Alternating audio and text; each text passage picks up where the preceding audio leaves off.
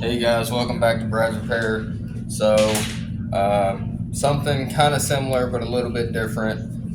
If you watched my last video, we were wiring some gauges into a buddy's truck for him. Unfortunately, due to weather and scheduling stuff, he couldn't make it back to be able to do it this week. We're going to try again at a later point to still finish out that video and get that content out for you. But going with the same kind of theme, I did pick one up for my car. I picked up a little 2-inch 8,000 RPM tachometer for my car. And I know in that last video, if you've seen it, it's kind of hard to watch some of it. We were trying out, we're currently working with a new tripod, so moving that around. He also brought his over so we could get side shots and all of that. So working with new equipment, some stuff's going to be difficult to see. Plus, it's kind of hard to see up underneath of a dash anyway. But I'm going to start with this one and get it wired up into my car. I'm putting this into the Corolla. And for you guys that don't know, the Toyota actually does not have a tachometer in it whatsoever. It only has fuel, temperature, and than just your basic miles per hour. So I've been wanting to put one in it for a while. I found this one. It's a super cheap one. Didn't cost much, but it's good enough for what I want it for. Don't need a lot for it. A little 97 Corolla anyway. But anyway, it's still kind of cold here. I think it's currently like 21 degrees outside, so I figured I'd do some of the wiring inside where we can stay nice and warm and get what we can done inside before we actually move out to the car and then have to be out in the cold.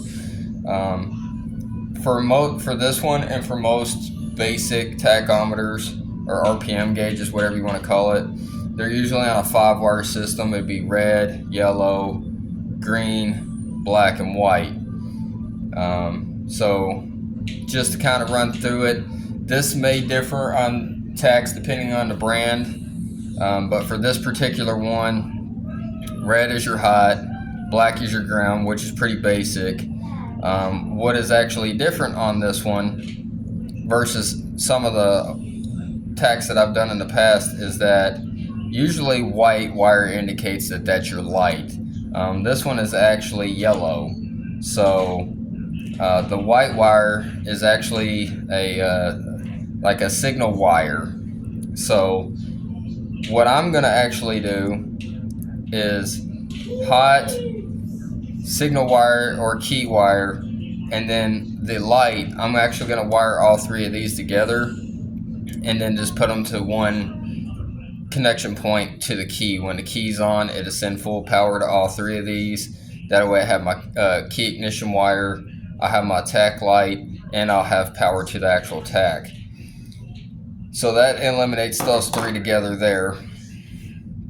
The green wire will actually run to an ignition coil, or in my case, an ignition module.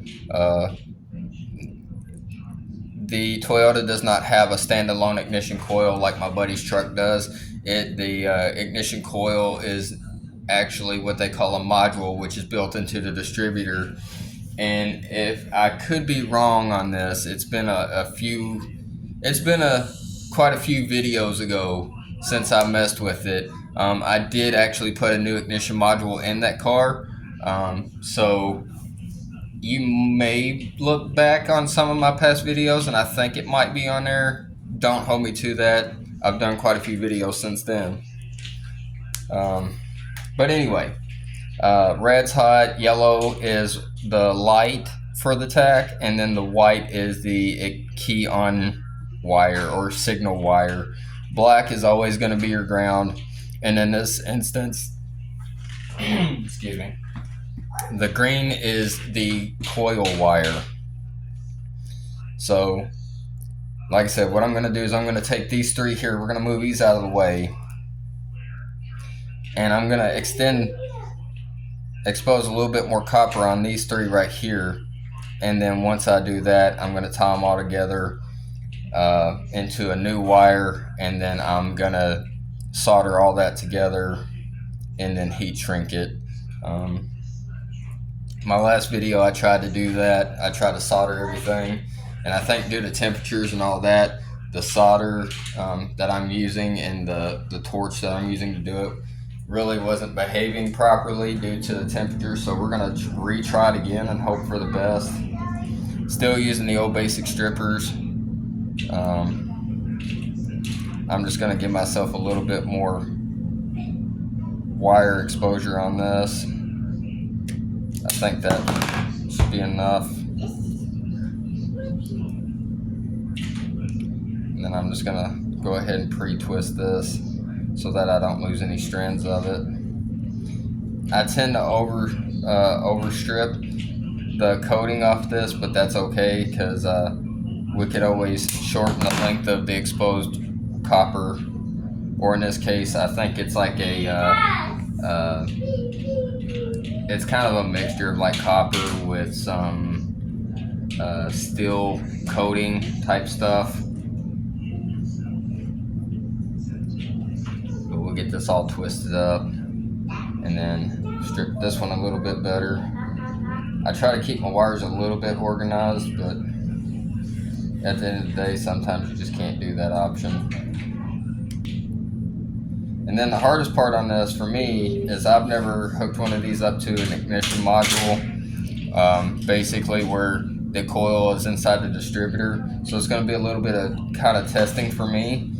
And luckily for me, this, like I said, this is a cheap little 2-inch 8,000 RPM tack. So if I fry it, I fry it. I don't think I can, or I don't think that I will per se. But if I do, it was like $13. I'd rather possibly ruin this than ruin an actual distributor in my car or something like that, because then it's a whole process. And that's going to cost me a lot more money than what this will. I can replace the tack a lot quicker than I can replace a distributor, I promise you that.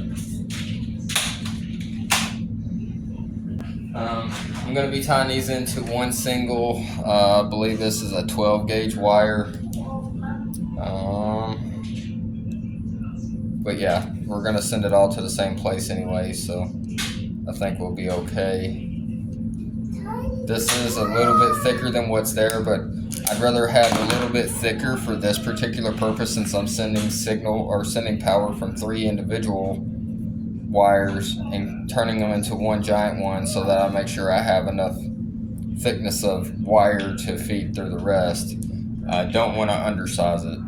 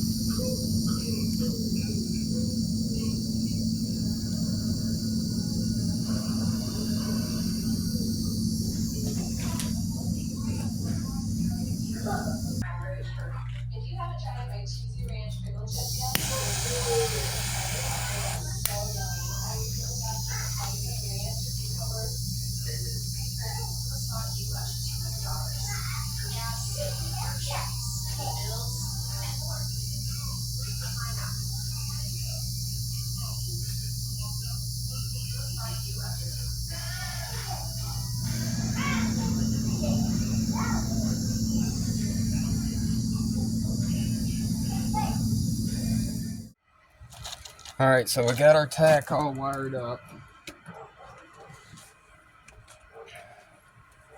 inside the house. Now we just got to determine, as you can see, I overextended everything. We just have to really determine where we want to run all these wires to. If you look back on the last video I did on wiring my buddy's truck, I kind of did it backwards from this. We kind of wired as we went. And that's one way of doing it. This is just another way of doing it. The hard part is going to be figuring out where I want this. Because I could run it like right here, possibly, where I just bolt it kind of like right there in the middle. I could run it off of here like that. I don't really like that all that much. I thought about down here, but then it's kind of like you might hit your knee on it or something all the time. It's just going to be about placement. I think we're just going to mount this back upside down, like so. We're not going to make it too hard to get back out because I do have to get behind it to set this to the 4-cylinder setting and not a V6 or a V8 or something like that. But we're just going to kind of sort of push that back in just so it's kind of there, but I can still get it out later. And I can really see if that's where I like it or not.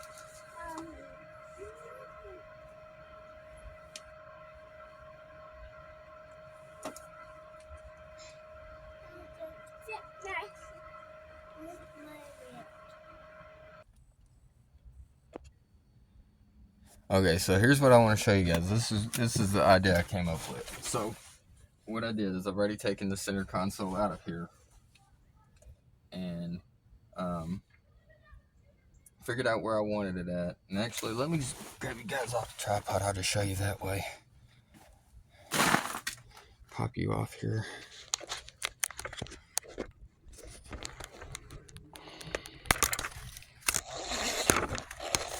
Guys over here with me for a little journey.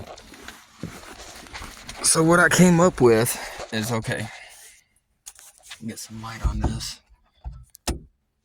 Oh, that didn't kind of help. Anyway, this is my center console section right here. We're going to end up bolting that gauge basically right about here is where it's going to end up bolting to, a little bit further back. But yeah, but I was trying to figure out how I could run the wires, and I was thinking about running it down, and there's a little cubby right here, and just drilling a hole. But what I decided on is this trim piece right here, right next to the ashtray, actually has a cigarette lighter port, and that cigarette lighter has never worked. So actually right up here on my dash, I wired in a new cigarette lighter, which is what I use for charging my phone and stuff with. So I just utilized that old cigarette lighter port hole right there. I run my wires through it, run them straight back around, and then I can run my wires straight over to wherever I want to. And I think that's going to be the easiest solution as far as routing goes. The hardest part is still going to be wiring it all together.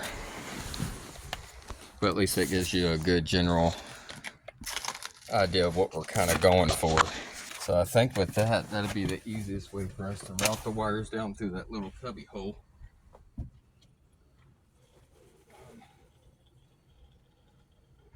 So with that being said, I think the ones we really need to start with as far as routing, I've got all these wires, and as you noticed, I used all white because that's currently all I had available to me, but I marked the ends with heat shrink so I knew what was what.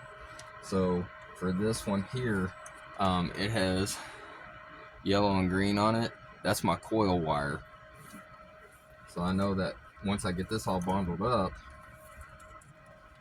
and untangled from everything else, I know that's the one that goes to my coil. So then I can actually start routing it all the way out to underneath the hood. Then I have this one here. If I unravel it, at the end I left it white because I know earlier when you looked in it, when you were watching the video, you see that I tied the light, the ignition wire, and the hot wire all together, and there was a white wire in there, so I left this blank on the end of it. And then for my last wire, which is currently my shortest wire, I just took some solid black heat shrink and put on the end of it, so I know that's my ground wire. So now it's just a matter of routing all this stuff. Alright guys, I had to run and grab some flashlights, but don't worry, I brought enough for everybody. I even brought one for you guys. so you guys can see what's going on all the time too. I haven't used this one for a while. Let me see if I can remember how to turn it on. There we go.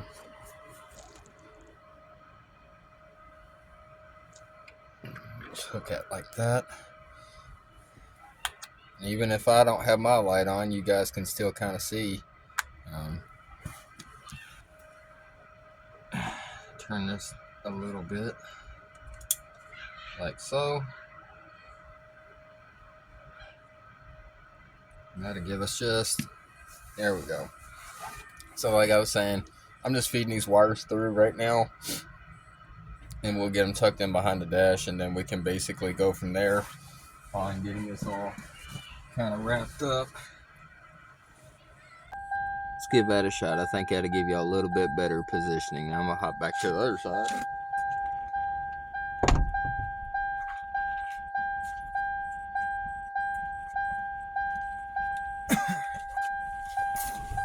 All right, so now, actually, I can guarantee, give us a little bit more, put a little light on the subject. There we go.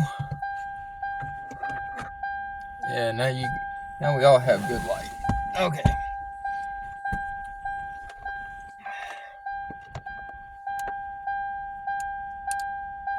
It's a little bit to do all this just to get a tray out of the way, but I think in the long run it will help to have as much out of the way as possible for when routing this stuff.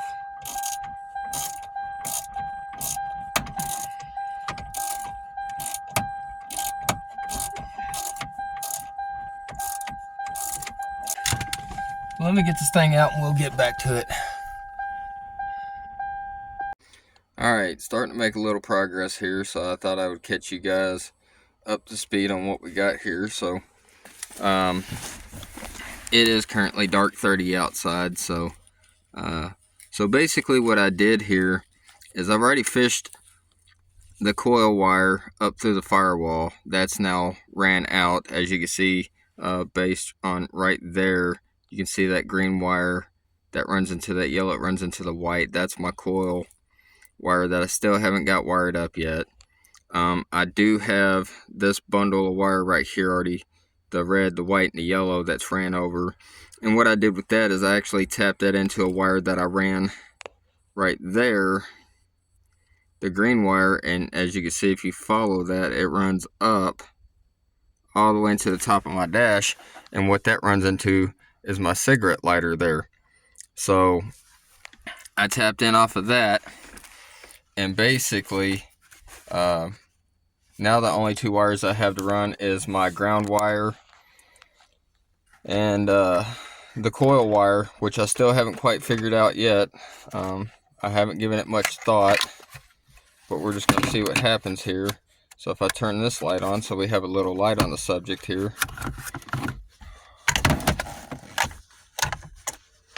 There we go. Had to bring out the big guns for this one. So if I actually take my black wire, or my hot wire, you see where I laid that at across here.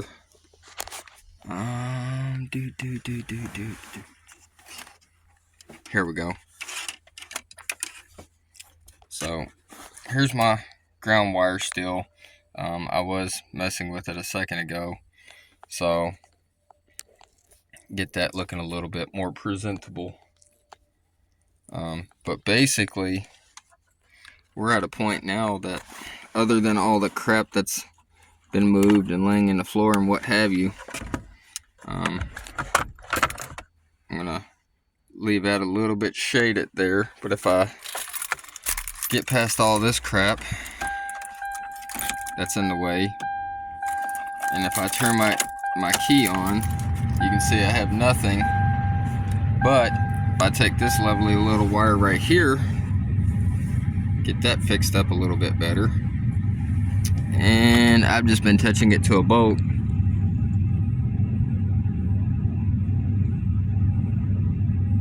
Now we have full powered attack, and then if I take it off, it turns off.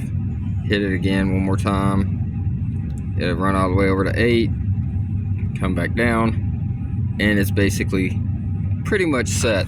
So now all we got to do is just finish wrapping up the wiring. Like I said, I just tapped all of those into my cigarette outlet. It doesn't pull enough power that it's going to interfere in between the two of them. And actually the one I tapped into was not the one that runs up to that one. I actually misspoke. It actually taps into the one that runs to the back, in the back of the car, which nobody ever uses. So I think we'll be okay. In worst case scenario, like I said, nobody uses the back one. I can just cut the wires on it and remove it. I'm the one that put it back there anyway, because this car never came with a back outlet in the back of it anyway. And the only reason I had it back there was so that the kids could charge their phones and things like that. So yeah, just wanted to give you a brief little update. So now what we're going to do is we're going to go ahead and we're going to shoot a ground to it, and then once I get all the inside portion of this done and all this buttoned back up, we'll go out underneath the hood. We'll mess with that a little bit, see if we can't get this thing operational. Alright guys, we're almost there. She's fully installed. This is pretty much what she looks like. That's where she's going to be at. So where we're at this point, if I do this, move my hand out of the way, we have power to it. It's lit up. Now all we got to do is go outside, hook it to the coil, and then come back in. We'll try it. It has a few settings on the back. I still haven't quite figured out which setting it is, so we might have to play with that a few times and see where it ends up at, because there was no real instructions with this thing. There's just literally a little press button on the back of it, and it doesn't say to hold it for this amount of time, that amount of time, any this, that, or the other. I think it doesn't tell you what setting it's on. It doesn't auto program to whether it's 2-cylinder, 4-cylinder, 6-cylinder, 8-cylinder, whatever. So now let's go out here, and I've kind of played with it a little bit already, and I'll show you guys what I did, and we'll go ahead and try to hook it up and see if we have successfully done it or if we've done something wrong. But let's go ahead and go underneath the hood and go from there. Okay, so here's basically what I figured out. Here's my wire. I've already kind of ran it out here to where I wanted it to. So up here is where we're going to go to. And I had my wife come out here a second ago and kind of watch the gauge. Now, what I did to kind of predetermine this, I took this little pick and I just wrapped my wire around it, kind of like so, twisted it, and then I kind of probed it into there with the tack on, and I tried it on the green one first. That's at least the most common one, and then I tried it down here on the back side for the entrance side. Either way, didn't seem to really mind it.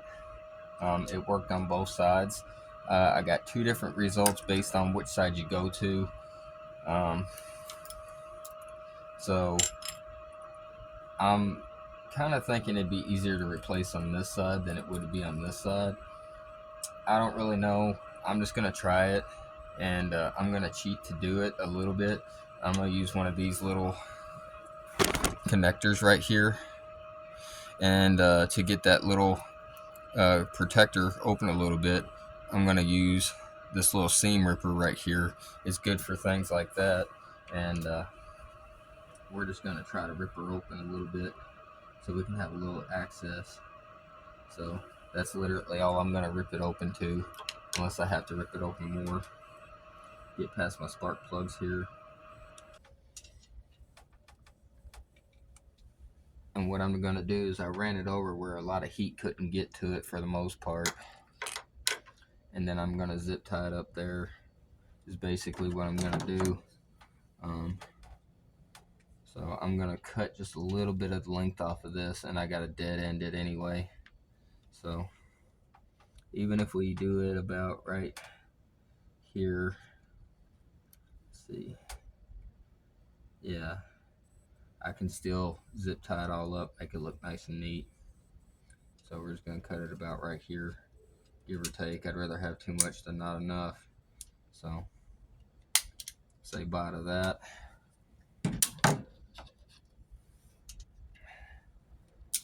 All right. And then basically all we're gonna do for this is this end will press into this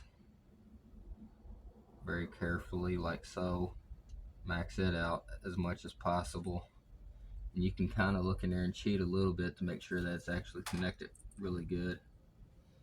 And then we just simply press the other wire into that.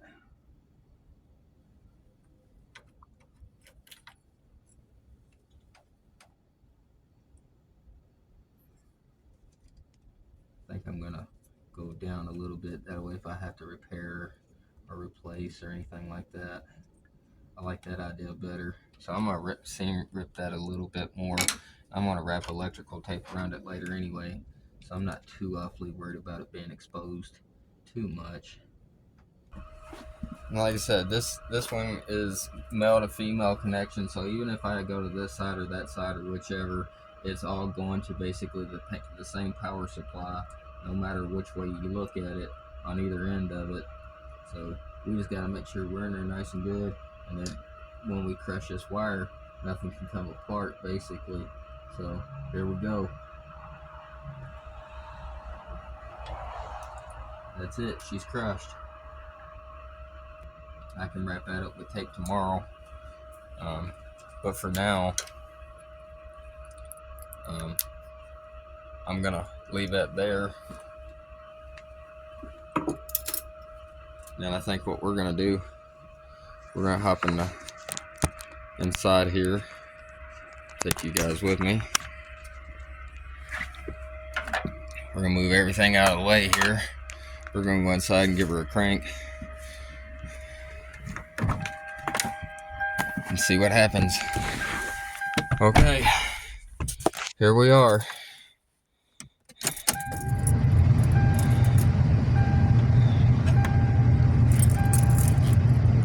Alright, so now like I said, this might not be set right, so if it does anything, we know we're in the ballpark.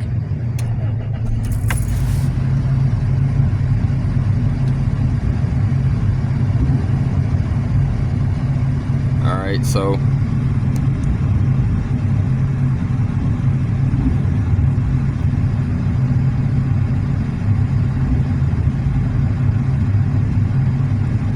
as you can see, it's going, but then it drops down to 0. So it means it could be out of adjustment. So let's pull it out of the cluster here.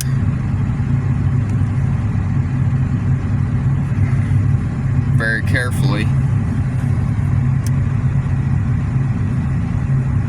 Alright, so I'm gonna need 2 hands to do this. I left the tripod outside, so let me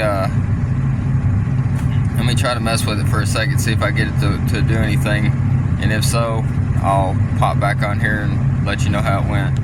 Well, here's the bad news, guys. So as you can see, this is kind of what it's doing. I don't know why. Maybe I hit it on the wrong wire, I'm not sure. Like I said, because if you do that, every once in a while it kind of holds its position for a few minutes. So I guess maybe the information I had was wrong. Maybe it was enough to make it work, like to make it move, but it wasn't the right signal wire. So yeah, I'm not 100% sure on what happened, like I said, because now you can see it's kind of stuck it just a little bit. So I gotta kind of go to that and then bring it back down.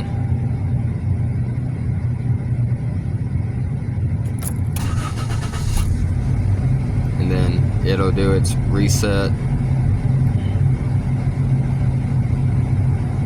And now it kind of set there, but you see how low it is, and then it starts doing that crap again.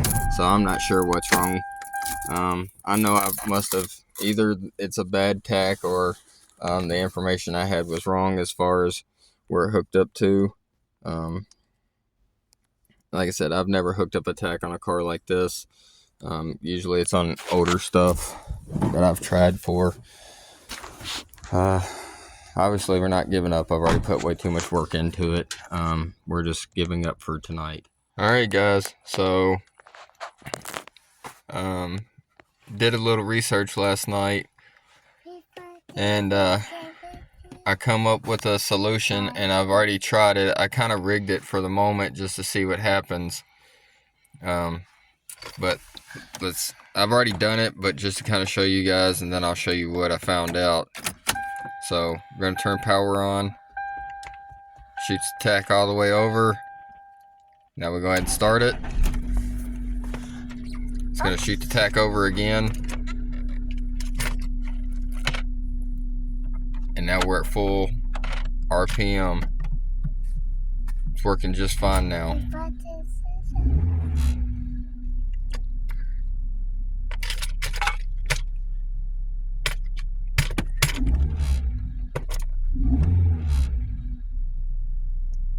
Completely good. So I'm gonna go ahead and shut this off just so that you'll be able to hear me. I'll show you what I did, or what I found out anyway. So like I said, I just rigged it for now, but did a little bit of research on it last night, and it turns out that there's a diagnostics port right here. And if you actually flip this lid over, I don't know if you can see that or not, but in this corner right here, it says IG minus, which is your ignition ground, I believe, which would be that one right there. So all I did is I took and rigged this up just to see how it'd work, and I put a little spade connector on it and just plugged it into there, sent full signal. Now obviously that won't be able to stay. I'll have to actually hardwire that into the bottom of it, but that's still no big deal.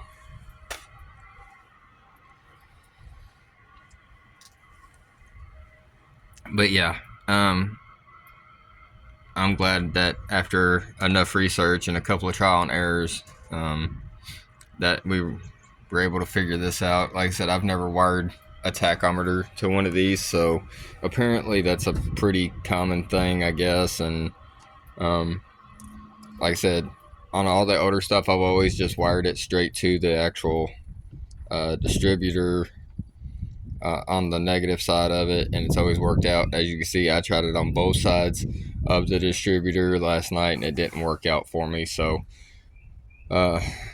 hopefully now it's gonna all be okay, and we're gonna actually just do the same process. I'm just gonna move all of this out of my way, get to the bottom of it. I can actually pull this diagnostics port up off from it, move the protective coating out of the way, and I'm going to use one of the connectors like I used last night and just tap into it, and we'll be all right. And then we'll finally have an RPM tack in the car, and we can be able to use it for diagnostic purposes and all of that other stuff. But I'm pretty happy with it.